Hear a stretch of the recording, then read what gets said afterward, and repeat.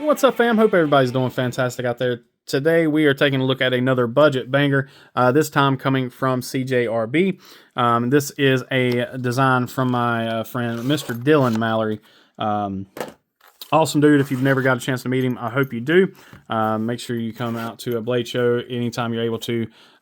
Check him out, and then again follow him on his socials. All that stuff will be down below. But this is the CJRB Aes. I'm not sure how to pronounce it. Let's jump right into this thing and take a look at it. So we are looking at a smooth G10 with a brass inlay. Now I would like to see, you could probably polish that up and get it really nice, but here it does have kind of a tumbled finish there on that brass inlay. Looking at T8 hardware, it does have a reversible pocket clip. You do have a lanyard pin there. Really nice contouring. You guys know that Dylan is really known for his contouring on his knives. His ergonomics are fantastic always. There you have the Mallery Designs logo. This is AR RPM 9. Folded steel pocket clip, typical for CJRB. Very strong pocket clip, I will give them that. Nothing out of the ordinary there. Let's go ahead and take a look at this blade. So we do have a satin drop point, typical CJRB branding everywhere. We do have a bit of a late plunge grind. You can see that actually runs. See how it's how it reflects the light there. Actually runs past the heel of the blade. Not ideal, but again, not a deal breaker on a $55 knife. Other than that, blade finish is really nice. Sharpening looks to be done pretty doggone well. This thing is a fingerprint magnet, so just be aware of that. Take a look at the tip here. So the tip is pretty doggone straight. Lockup looks good.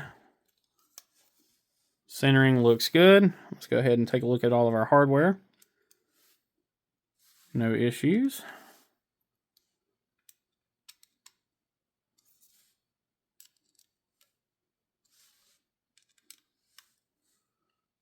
And then I believe it's T6s in there. Yep. Let's check our pocket clip screws. Got a little bit of wiggle on that one. Not too bad. And not much on that one. So very well done there.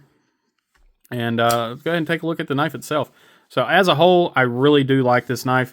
You guys know I am a huge fan of Dylan's. I do really enjoy his design language. He is what I consider one of the one of the greats as far as ergonomics are concerned. I've never picked up one of his knives and been like, it doesn't feel right. No, his knives have always felt great in hand. I've had zero issues with them. This one, again, is more of the same. Now, I have heard some grumbles on this knife, and we'll discuss those because I kind of mirror them, but I think it's less of a design flaw, more of a execution flaw. Again, I think we'll talk about that here in just a moment as well. I'm pretty sure what the primary issue is. So looking at the knife in general, like I said, it is a really good looking knife. It's not breaking any new grounds or anything like that, but in general, it is a very aesthetically pleasing knife. You've got, no jimping here, which again, as per usual, rather have none than bad. You do have pretty good liner lock access. Now that's where the grumbles kind of start with this knife, as folks are saying. I've heard a lot of folks say that the liner lock access isn't well done. I don't think that's the case. I don't think that's the issue. Like I said, I have no issues getting that liner. Is it comfortable? No, it's not. But again, I don't think that's designed. I think that is more of the execution of the liner lock itself. So there are 0 relief cuts on this liner for that lock bar. So that lock bar is just a solid steel piece, and it's just a heavy lock bar. Quite honestly, it is quite hard to push over. But I think that is just, again, because of the lock bar itself, not from the design aspect. There could be potentially some scalloping or something here that would give you a little traction on that. But, I don't have any real issues with the actual access itself. Just, I think, with the lock bar. On this particular version, the detent is a little on the light side. Can still reverse flick it really easily. Can still thumb flick it really easily. It's just, it is a little on the light side, which does make it really nice to slow roll. but you know, it's not the strongest detent. Now the thumb studs are done really well. I think the thumb studs are done actually quite well. You've got just enough grip on them to be able to grab them and get them slung out there.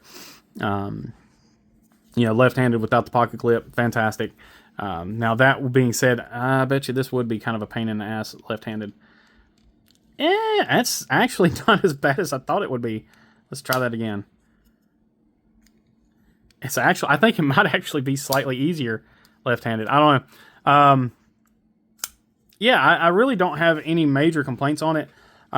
Could this be milled down just a little bit and probably make that easier to push that liner over?